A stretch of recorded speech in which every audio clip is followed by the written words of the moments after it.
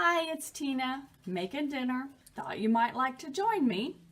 I got a new shipment of Butler soy curls in, and so I've been adding those a lot to my recipes. And what I did is I took 1 cup of Butler soy curls and a couple drops of liquid smoke, a tablespoon of balsamic vinegar, and 2 tablespoons of low sodium soy sauce, and then covered them with water just for about 15 minutes to rehydrate that 1 cup of soy curls. And then I put it in my Instant Pot. Then I have soaked 1 pound of chickpeas, and I've put those in my Instant Pot. And then 1 cup of jasmine white rice.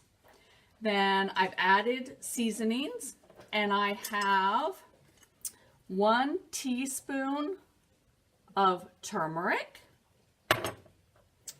a half a teaspoon of black pepper. Now remember, turmeric is good for arthritis and inflammation, and the black pepper is what activate those healing properties in the turmeric, so they need to go together. And then I added 1 tablespoon of my white miso paste, and that gives a real salty flavor. And I don't use it very often, but once in a while I really like it.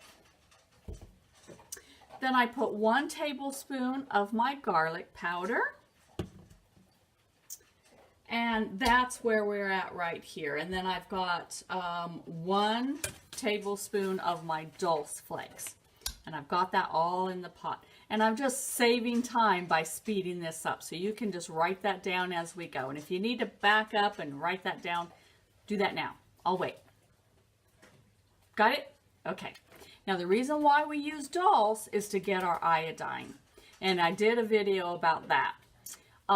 3 times a week, Dr. Greger at nutritionfacts.org says we need to have dulse in our food. So tonight is the night that I'm adding that in, okay? 1 tablespoon of dulse.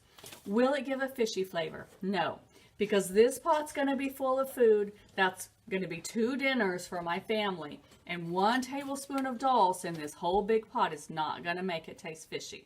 If you want a fishy flavor, you would have a small amount of food, like a can of chickpeas, and 1 tablespoon of dulse. And then that's how you would have the faux tuna. And we have a video about that if you'll do a little search for that if you're looking for that one. So don't worry, it's not going to give a fishy flavor. Now we also get iodine from almonds, which I really don't eat because I'm watching my weight.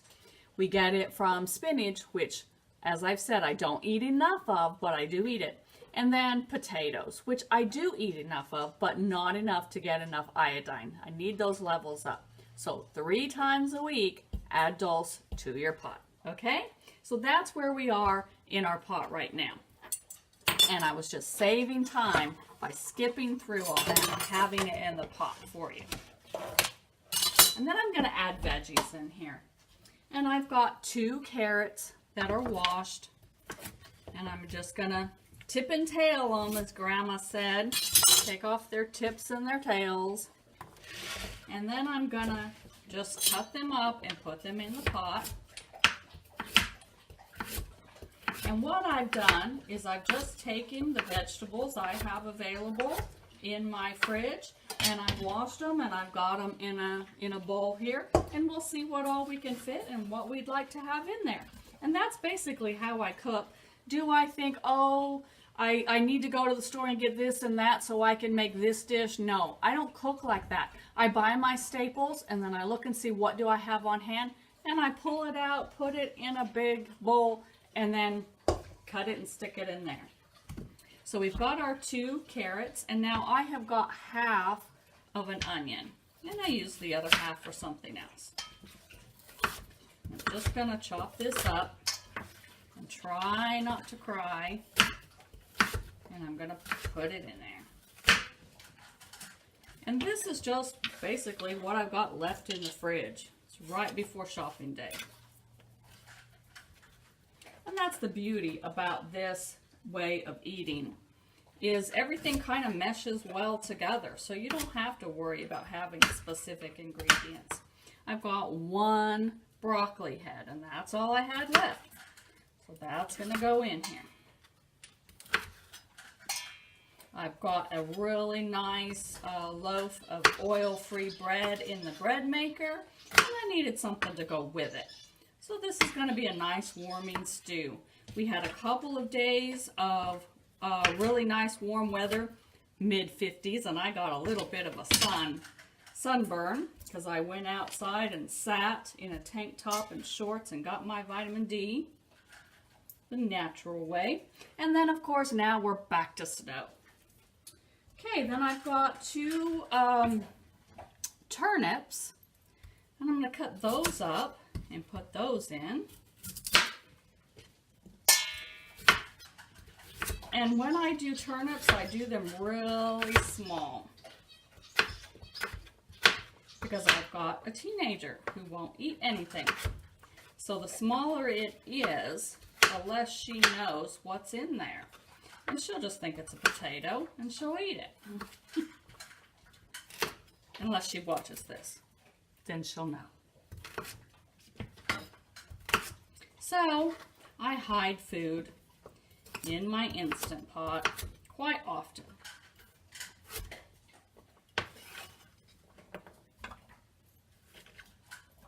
And I like to do lots of different vegetables so that we get a variety of nutrients, because each thing that I add in here is going to have a different vitamin, a different set of nutrients. And if you've heard me say it before, you'll know, eat the rainbow. And I live by that. I truly, truly do. Eat the rainbow. Add as many colors and textures as you can. Then let's do some potatoes, and we'll see if we still got room for that other turnip. And notice I, most of the time, leave my skins on because there's a lot of vitamins in those skins. And I don't want to lose those nutrients, so I leave them in there. And I just chop them. I'm not worried about size or shape. It's just as easy as I can get them in there. That's how they go.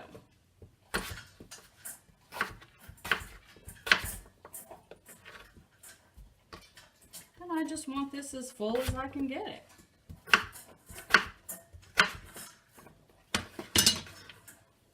Let's do that other turnip, shall we? Top and tail, just like we did the carrots.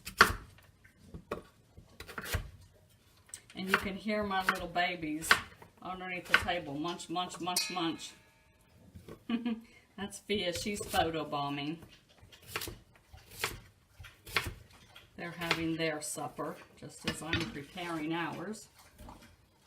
Okay, so that was 2 turnips. And let's get one more potato. And that was 3 medium-sized potatoes. And I don't think I'm going to need that 4th one. So we'll do something else with that tomorrow.